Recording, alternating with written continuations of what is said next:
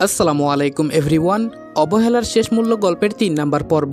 আর এই গল্পটা আজকে থেকে আমাদের এই সেকেন্ড চ্যানেলেই আপলোড করা হবে। চ্যানেলে নতুন হলে অবশ্যই চ্যানেলটা সাবস্ক্রাইব করে দিবা। তো চলো বেশি কথা না বলে গল্প শুরু করা যাক। ফোন রাখার পর মিষ্টি বলল, ভাইয়া তুই কি করতে চাইছিস বলতো? আমি তো কিছুই বুঝতে পারছি না। আর রূপা আপুর সাথে কি করবি? আমি বললাম, মিষ্টি আমি এমন একটা জায়গায় আছি যেখানে আমি আমার বোনকে একটুও সাহায্য করতে পারছি না। পাভেল আমাকে বাজেভাবে ফাঁসিয়ে দিয়েছে। আর আমি যদি কিছু বলতে চাই তাহলে ও তোর সাথে। আর আমি এমনটা কখনো হতে দিব না। মিষ্টি আমাকে জড়িয়ে ধরে বলল, মানুষের চাচাতো ভাইরা কত ভালো হয়, আর আমাদের চাচাতো ভাই। আমি বললাম, সবাই তো আর এক হয় না রে মিষ্টি।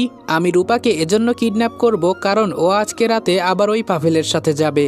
মিষ্টি বলল, আপু এমন কেন করছে ভাইয়া? ও কি একটু এসব বুঝতে পারছে না? ওর জীবনটা ওরা নষ্ট করে ফেলছে। আমি বললাম, বুঝলে কি আর এসব করতো? থাক বাদ দে, এখন শোন। মিষ্টি বলল, হ্যাঁ ভাইয়া বলো। আমি বললাম, রূপা যদি কয়েকদিন হাসপাতালে অসুস্থ অবস্থায় থাকে আর তুই এই সুযোগে ওর বিয়ের বিষয়ে বাবা মাকে বলবি, না হলে অন্যভাবে কোনো একটা ব্যবস্থা করবি। ওকে আমাদের এখন তাড়াতাড়ি বিয়ে দিতে হবে। মিষ্টি বলল, ভাইয়া এখন ওকে বিয়ে দেওয়া ঠিক হবে না। পরেও বিয়ের পরেও এসব করে বেড়াবে, আর একটা সংসার খুব তাড়াতাড়ি ভেঙে যাবে।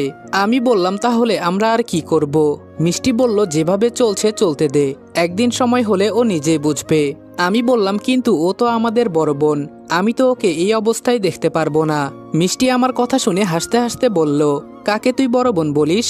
যে কিনা তোর উপর মিথ্যা অপবাদ দিতে একটুও ভাবে নাই। ও কিভাবে এটা করতে পারলো বল? ও তো আমাদের একই মায়ের পেটের বোন, কেন এমন করলো বল? হঠাৎ শুনি দরজায় কে জানি কড়া নাড়ছে। আমি একটু ঘাবড়ে গিয়ে বললাম, এখন কি হবে?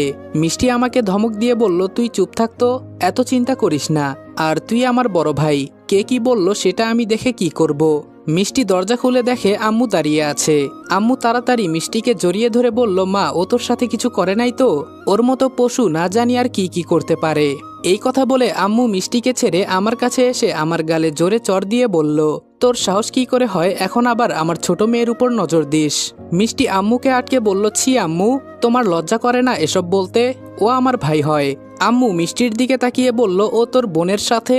মিষ্টি আম্মুকে থামিয়ে দিয়ে বলল, বাহ আম্মু বাহ, আমার ভাইকে তুমি এই চিনলে, যে কিনা রূপা আপুকে মায়ের মতো দেখে, আর আজকে তার বিরুদ্ধে এসব বলে ওকে শাস্তি দিচ্ছ।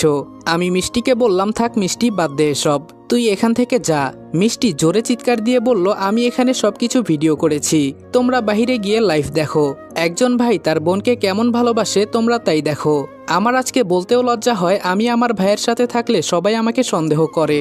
একজন বোন তার ভাইয়ের কাছে এতটাই নিরাপদ যেটা বলার বাহিরে। আর রূপা আপুর কথায় তোমরা আমার ভাইকে ত্যায্যপুত্র করলে না? ঠিক আছে, একদিন ঠিকই বুঝবে তোমরা। এখন তুমি এখান থেকে যাও, আমার ভাইয়ের সাথে আমার কিছু কথা আছে। আম্মু এবার আমার দিকে তাকিয়ে বলল, কিন্তু? মিষ্টি রেগে গিয়ে বলল, সবকিছু ভিডিও করেছি, বাহিরে গেলেই দেখতে পারবে। তোমরা তো আর আমার ভাইকে বিশ্বাস করো না। আমাদের দুই ভাই বোনকে দয়া করে বিরক্ত করবে না। আর তোমার বড় মেয়েকে একদিন জিজ্ঞেস করিও তার ভাই কি সত্যি তার সাথে খারাপ কাজ করেছে। মিষ্টি আম্মুকে রুমের বাহিরে দিয়ে দরজা বন্ধ করে আমার কাছে এসে আমাকে জড়িয়ে ধরে কান্না করতে করতে বলল, গাইস তোমরা কি জানো আমি অনেক্সে গেম খেলার মাধ্যমে প্রতিদিন টাকা আয় করি। এই আইপিএলে তোমাদের পছন্দের টিমের উপর বাজি ধরে তোমরাও যদি আমার মতো টাকা আয় করতে চাও তাহলে এখনই গুগলে ওয়ানেক্স সার্চ করে অফিসিয়াল ওয়েবসাইটে গিয়ে রেজিস্ট্রেশন করো। আর রেজিস্ট্রেশনের সময় যদি আমার দেওয়া special promo code RED18 use করো তাহলে অসংখ্য বোনাস এবং ফ্রি স্পিন পেয়ে যাবা। আর ওয়ানেক্স কিন্তু একটা ইন্টারন্যাশনাল লাইসেন্সকৃত প্ল্যাটফর্ম এবং সবচেয়ে বিশ্বস্ত। এখানে তোমরা ক্রাশ ক্রিস্টালের মতো গেম খেলে সহজেই টাকা আয় করতে পারবে এবং বিকাশ নগদের মতো সকল মোবাইল ব্যাংকিং অ্যাপের মাধ্যমে সহজেই তোমরা তোমাদের জেতা টাকা তুলতে পারবে। আর 24 ঘন্টা 7 দিন কাস্টমার সাপোর্ট সুবিধা তো রয়েছেই। তাই আমি এটা ব্যবহার করে আমার রেগুলার হাত খরচের টাকা আয় করি, তোমরাও ট্রাই করে দেখতে পারো। ওই রূপার জন্য আজকে এই অবস্থা তোর, ওকে আমি ছাড়বো না। মিষ্টির মুখ ধরে বললাম, এই দিকে তাকা। মিষ্টি বলল, হুম বল। মিষ্টির চোখের পানি মুছে বললাম, ছোট থাকতে তোকে কত কোলে নিয়েছি, তুই আমার কোলে কতবার হিসি করে দিয়েছিস জানিস? মিষ্টি আমার মুখ ধরে বলল, ভাইয়া এসব এখন বলা লাগে? আমি তো এখন বড় হয়েছি তাই না? আমি বললাম, কে বলেছে তুই বড় হয়েছিস? তুই এখনো আমার কাছে সেই ছোট একটা বাচ্চা, আমার লক্ষ্মী বোন। এবার মিষ্টি আবেগের বশে কান্না করে আমাকে শক্ত করে জড়িয়ে ধরে বলল, কেন রূপা আপু তোর সাথে এমনটা করলো? ও কি আর এমন ভাই অন্য কোথাও পাবে? কেন এমন করলো? আমি মিষ্টির চোখের পানি মুছে বললাম, অনেক হয়েছে, এখন আর কান্না করিস না। মিষ্টির হাতে আমার ফোনটা দিয়ে বললাম, আজকে থেকে এটা তোর, আমি তোকে এটা গিফট করে দিলাম। আর আমার অ্যাকাউন্টে 1 লাখের মতো টাকা আছে, এটা আমার জমানো টাকা, সবটা তোকে দিয়ে দিলাম, পাসওয়ার্ড তোর নাম দিয়ে। টাকা তুলে তোর দরকার মতো খরচ করে নিস, আর আজকে রাতে আমি এখান থেকে চলে যাব। মিষ্টি বলল, না ভাইয়া, আমার এসব কোনো কিছুর দরকার নেই, তুই এখানেই থাকবি, আমি দেখব তোকে কে কি করে। আমি বললাম, আমি তোকে কোনো ঝামেলায় ফেলতে চাই না, আর আমাকে ছুঁয়ে কসম করে বল তুই কখনো এসব। আমি কিছু বলার আগে মিষ্টি আমার মাথায় হাত দিয়ে বলল, তোর কসম করে বলছি, আমাকে বিশ্বাস কর, তুই দরকার হলে নিজের জীবন নিজে শেষ করে দিব, তাও এসব কাউকে বলবো না। আমি বললাম, লক্ষ্মী বোন আমার, এখন তুই যা, আমি কিছুক্ষণ পরে চলে যাব। মিষ্টি বলল, ভাইয়া তোকে ছাড়া আমি কিভাবে থাকবো বল। আমি বললাম, অবশ্যই পারবি থাকতে। মিষ্টি বলল, তোর সাথে কিভাবে যোগাযোগ করব। আমি বললাম, কিছু করার দরকার নেই, আমি একদিন তোর জন্য এখানে আসব। মিষ্টি বলল, আসবি তো জানি, তবে সুন্দর দেখে একটা ভাবি নিয়ে আসবি। আমি মুচকি হেসে বললাম, সে সময় হলে আনবো। মিষ্টি ফোনটা নিয়ে বলল, এটা আমি রেখে দিলাম, আমার টাকার দরকার নেই, ওইটা তুই খরচ করবি কেমন। আমি বললাম, সাজিদকে তো বলেছিলাম, ও কি করছে কে জানে। আবার দরজায় কে জানি টোকা দিল। মিষ্টি একটু জোরে বলল, দরজা খোলাই আছে, জোরে ধাক্কা দাও, খুলে যাবে। আর সাথে সাথে দরজা খুলে পাভেল রুমের ভেতরে ঢুকলো। আমার দিকে তাকিয়ে পাভেল হাসি দিয়ে বলল, মিষ্টি তুমি এখন এখান থেকে যাও, তোমার ভাইয়ের সাথে আমার কিছু পার্সোনাল কথা আছে। আমি মিষ্টিকে ইশারা করে বললাম, তুই এখন এখান থেকে চলে যা, আর আমার কিছু হবে না, তুই কোনো চিন্তা করিস না। মিষ্টি আমার দিকে তাকিয়ে কোনো কথা না বলে চুপচাপ চলে গেল। মিষ্টি চলে যাওয়ার পর পাভেল বলল, এখন চুপচাপ আমার পেছনে পেছনে আয়, কোনো কথা বলবি না, না হলে কি করব জানিস তো। পাভেলের কথা মতো আমি ওর পেছনে যেতে লাগলাম। ও আমাকে ওর রুমের ভেতরে নিয়ে গেল। পাভেলের রুমের ভেতরে ঢুকে আমি তো আবার নতুন করে বড় একটা শখ খেলাম, কারণ পাভেলের বিছানার ওপর ওর ভাইকে বেঁধে রেখেছে, আর এক কোনায় আমার বড় বোন রূপা অর্ধনগ্ন হয়ে দাঁড়িয়ে আছে। এটা দেখে আমি মাথা নিচু করে দিলাম, শালা রনিকে একটা কাজ দিলাম, এটাও ঠিকমতো করতে পারে নাই। পাভেল এবার হেসে বলল, আমার পরিবার আর আমার চাচার পরিবারের সমস্ত সম্পত্তি আমি একাই পাবো, আর যেখানে আমি তোকেই সম্পত্তির ভাগ দিলাম না, সেখানে আমি আমার নিজের ভাইকে কিভাবে এর ভাগ দিব, কি বলিস রূপা? রূপা পাভেলের কাছে এসে পাভেলকে জড়িয়ে ধরে বলল, জান, শুধু এখানে থাকবে তোমার অর্ধেক আর আমার অর্ধেক। পাভেল রূপার কথা শুনে সাথে সাথে হাসি মুখে উত্তর দিল, হ্যাঁ, আর সমস্ত কিছু আমাদের দুইজনের থাকবে। আমি এবার পাভেলের দিকে তাকিয়ে বললাম, পাভেল তুই না তোর ভাইকে খুব ভালোবাসিস, আর এখন তুই কিভাবে তোর ভাইকে মারবি? আমার কথা শুনে রূপা আপু আমার সামনে এসে উপরের কাপড়টুকু খুলে বলল, দেখ তো আমি কি সত্যি দেখতে এতটাই খারাপ? পাভেল তো বলে আমি খুব হট, আমাদের ক্লাসের প্রতিটা ছেলে যেখানে আমার জন্য পাগল, সেখানে তুই? পাভেল তুই বলতো। পাভেল রূপার কথার উত্তর দিয়ে বলল, আরে যে যেটা চায় না তাকে সেটা দিয়ে লাভ নেই, থাক তুই কাপড় পরে নে, একটু পরে সবকিছু খুলিস, এখন আগে এদের হিসাব করি। রূপা আপু কাপড় পরতে পরতে বলল, মৃত্যুর আগে তোর কি কোনো শেষ ইচ্ছা আছে বল? আমি শুধু বললাম, আমাকে তোরা চাইলেও মারতে পারবি না। রূপা আপু হাসি দিয়ে বলল, ও মা তাই নাকি? এবার আমি বলা শুরু করলাম, আমার রুমে ক্যামেরা লাগানো ছিল, এটা তো তোরা কেউ জানিস না, আমাকে মারলে অথবা আমার ছোট বোনের সাথে কিছু করলে এই ভিডিও আমি ভাইরাল করে দিব। আমার কথা শুনে তো রূপা আপুর মুখের হাসি উড়ে চলে গেল। পাভেল তো রেগে আমার সামনে এসে আমাকে জোরে লাথি মেরে বলল, একদম মিথ্যা বলবি না, তোর রুমে কোনো ক্যামেরা লাগানো ছিল না।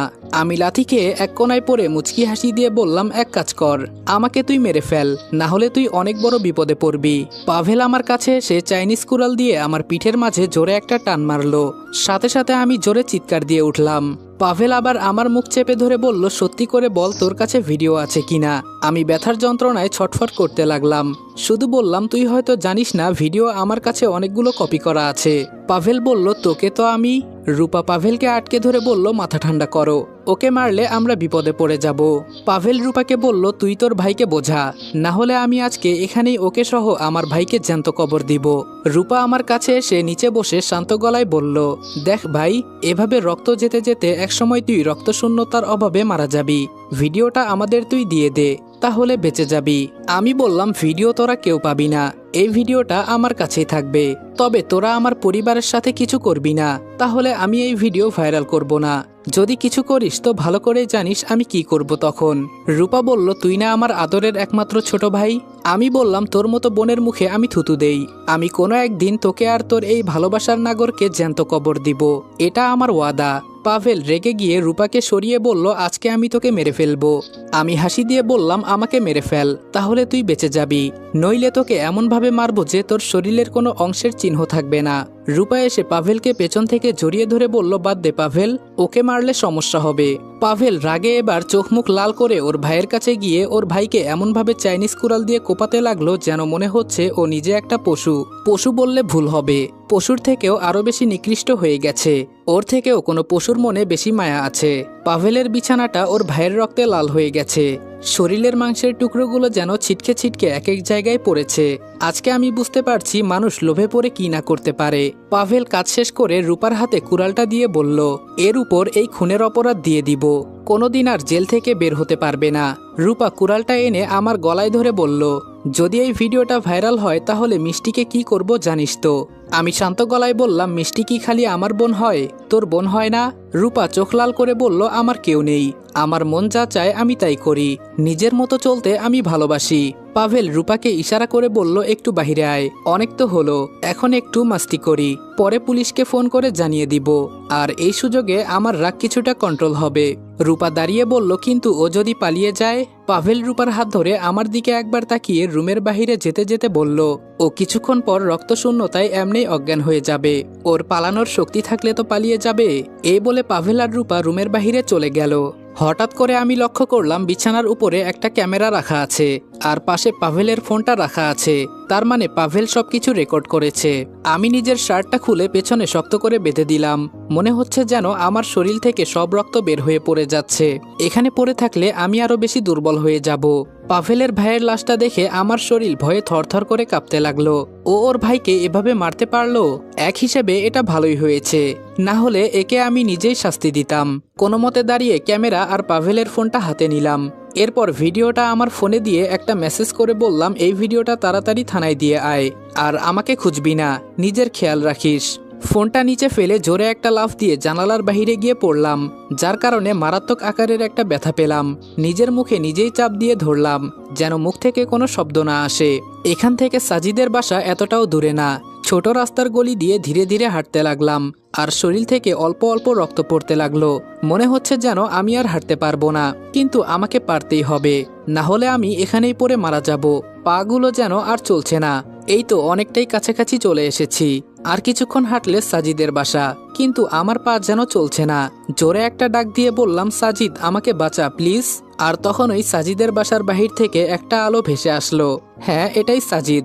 আমি এবার একটু সাহস পেয়ে বললাম, সাজিদ।